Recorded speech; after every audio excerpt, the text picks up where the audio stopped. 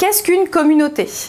Donc sur les réseaux sociaux, nous parlons beaucoup de communautés, donc ne serait-ce qu'au terme de métier de community manager, donc c'est le métier qui gère justement et anime des communautés. Et puis dans ce chapitre, vous allez apprendre à gérer et développer votre communauté. Mais avant tout, il est important d'être bien clair avec la définition d'une communauté. Donc une communauté, c'est un groupe de personnes qui se relient par un centre d'intérêt commun.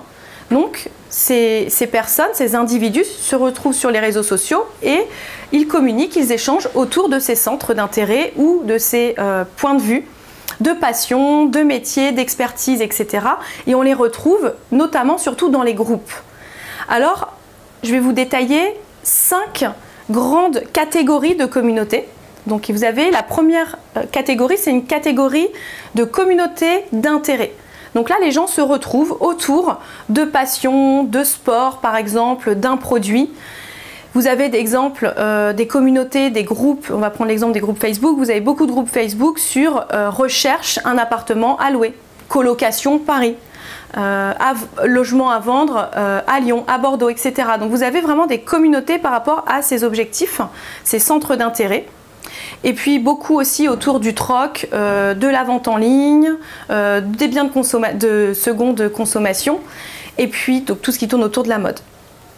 Ensuite, vous allez aussi retrouver une deuxième catégorie de communautés, ce sont les communautés de lieux. Par exemple, J'aime Paris. Vous avez des groupes qui vont parler uniquement des bons plans, publier des photos, valoriser en fait un territoire. Vous allez donc avoir des personnes qui vont se retrouver autour de cette thématique locale. Ça va être lié aussi par exemple après au tourisme, à la gastronomie, au bon plan, donc comme je vous disais. Ensuite, vous avez une communauté de pratique. Donc la communauté de pratique, ça va par exemple tourner autour d'un emploi ou de secteur d'activité. Vous allez avoir des communautés pour les avocats, des communautés pour les freelances, des communautés pour les médecins, etc., etc. Ensuite, vous avez aussi les communautés de circonstances. Donc ces communautés, elles vont se créer autour d'un événement, autour d'une situation, donc elles vont être beaucoup plus éphémères et vont prendre en impact beaucoup plus fortement et beaucoup plus rapidement. Par exemple, vous allez avoir des groupes qui vont se constituer sur le festival Rock en Seine, voilà, sur différents événements, des grands événements, vous allez avoir des communautés qui vont donc soit être créées par les organisateurs de l'événement, ou bien créées par des personnes, des fans, des utilisateurs de cet événement. Et la dernière typologie de communauté, c'est la communauté d'action. Donc on retrouve aussi des communautés qui tournent autour d'une cause pour apporter des changements, donc à fort impact. Donc on va avoir sur des thématiques d'écologie, d'éducation, on va retrouver des associations, mais on va retrouver aussi des personnes qui veulent voilà, regrouper autour d'eux pour parler, pour faire passer des messages forts et aussi pour agir.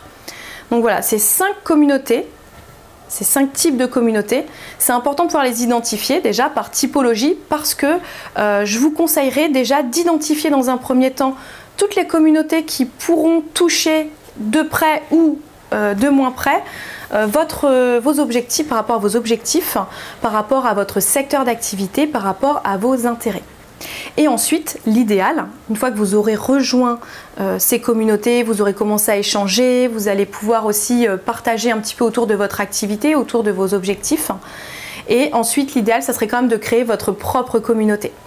Voilà, donc la notion de communauté sur les réseaux sociaux, ce sont des groupes d'individus, de personnes qui se rejoignent autour d'un intérêt commun et en fonction du type d'intérêt, vous allez avoir différentes typologies de communautés.